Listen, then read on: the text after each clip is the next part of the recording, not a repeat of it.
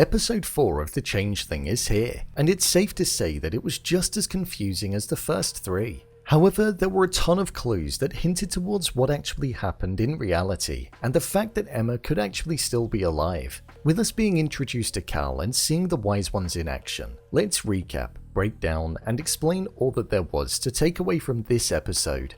So let's get into it. Here is The Changeling Episode 4 Ending Explained. Just to let you know, this video will contain spoilers. William Wheeler. Now this was a character that took the forefront of this episode. We saw that he wanted to purchase To Kill a Mockingbird in order to win back his wife Greta, who'd left him, and he felt as though that was the only way.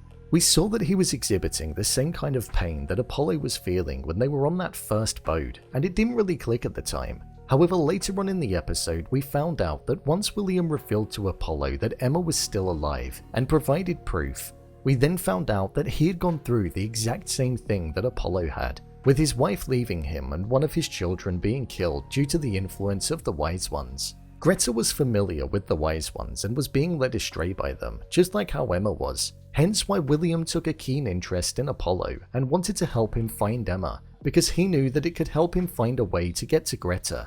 Right at the end of the episode, we saw that William took the beating of a lifetime, and in all honesty, I don't know how he survived that, got up and put his glasses back on. Surely he'd have the headache of a lifetime. That's something that does make me question his legitimacy. The collars blue and red have been of great importance in this show, and a character usually sticks with one. For example, Cal had a red string, showing her side. However, William has been seen drinking a red labeled drink but then got on a blue boat whilst wearing blue attire. So I think there's definitely more to come with this character and the impact that he's going to have on the overarching story.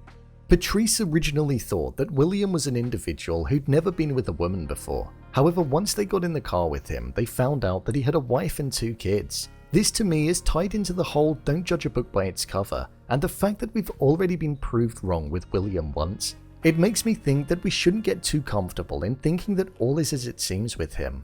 The importance of North Brother Island. During this episode, we saw that Apollo and William both landed on North Brother Island, one of 2 islands which are considered to be forgotten in time in reality.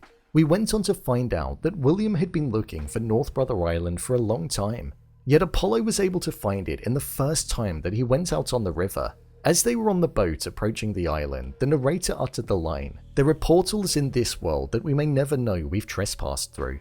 What's particularly interesting about North Brother Island is that it's described as being a place which is like stepping foot in another world because of how forgotten in time it is.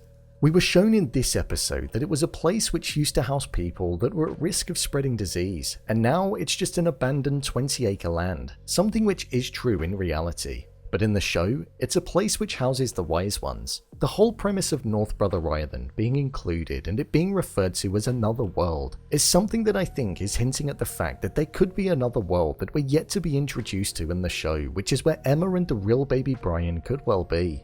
The importance of the puppets. There was a really interesting moment once Apollo was on North Brother Island and in his meeting with Cal.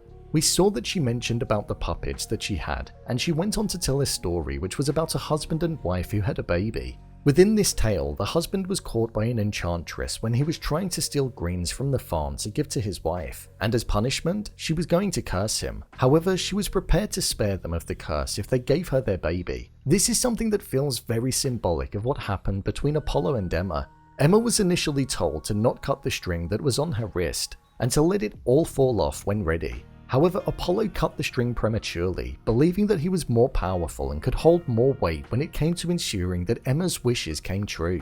However, it's almost as if they were cursed, just like in the tale, and as further punishment, the baby was taken.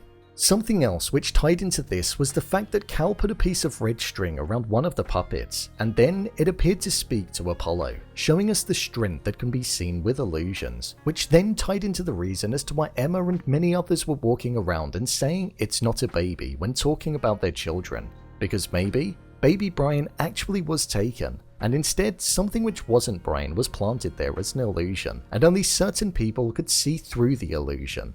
This would tie into the name of the show and make sense, as a changeling is considered to be a fairy that's been left in place of a human stolen by other fairies. So it would make sense for Brian to be an illusion and for the real one to have been taken.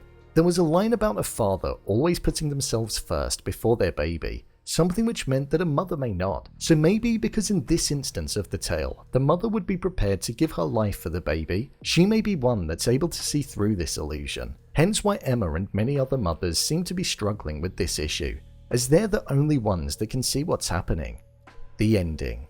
Throughout this episode, there were a few key moments that stood out. Apollo was having recurring nightmares of Emma about what happened on that fateful night. Kindergarten was having a prominent feature of being what one could only describe as a troll account on the app, on the page that was about Brian. And Apollo's mother Lillian was stood on the edge of the river with a red suitcase in the past, but also stood there in the present day as well, showing that she threw that suitcase off the river many years ago. With Apollo, we've seen multiple different variations of the type of thoughts that he has. He has horrific nightmares where the sound of the kettle boiling acts as the haunting motif of a reminder.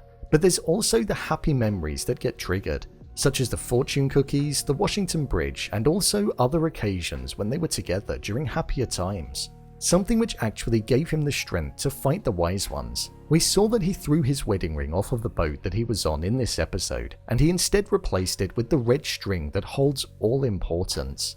The suitcase is something that's not been delved into yet, but we've seen it have a focus all throughout the episode. For example, the episode started with it, and it finished with it. Plus, we had a feature of this scene as well in the previous episode. I think it's most likely got something to do with Apollo's father, and maybe some of the things that he used to have.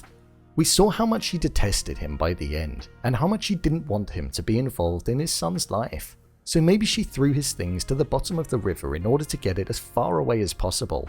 Or could he be inside of that suitcase? Maybe they got into a fight and she killed him and dumped him down there. Time will tell with what's in the case, but it's something we've been teased about and I'm intrigued to see what ends up being inside of it. Overall review.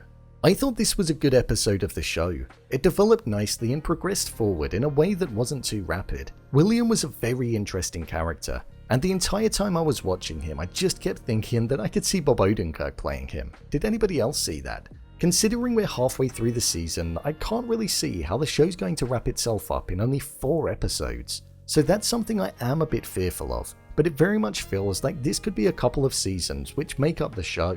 The story is definitely engaging, and we're left to constantly guess what's going to happen next and what everything that's being shown to us on screen means, which is something that I love in a show. Everything seems to have a purpose, and I like that. I'm hoping we'll delve more into the darker side of the show and edge towards the mythical and mystical creatures that it's heading towards. I'm impressed with Lakeith Stanfield and how well he plays the role of Apollo. His performances are so convincing, and you really do feel the pain and suffering that he's going through. I'm interested to see where this show is going to go, and how it's going to all start making sense. I'm sure it will eventually. At least, that's what I'm telling myself. So, there you have it. The Changeling Episode 4 Ending Explained. What did you think of this episode? Leave a comment down below, and don't forget to subscribe. I'll see you next time.